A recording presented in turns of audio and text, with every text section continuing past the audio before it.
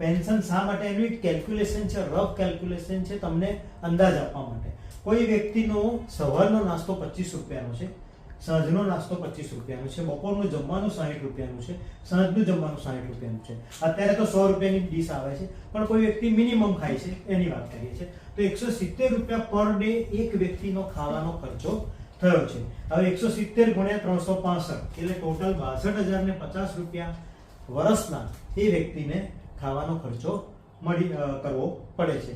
હવે વ્યક્તિ 20 વર્ષ જીવે છે 60 થી 80 સુધી, તો 62,050 ગુણ્યા 20 એટલે 12,41,000 20 વર્ષનો એક વ્યક્તિનો ખાવાનો ખર્ચો.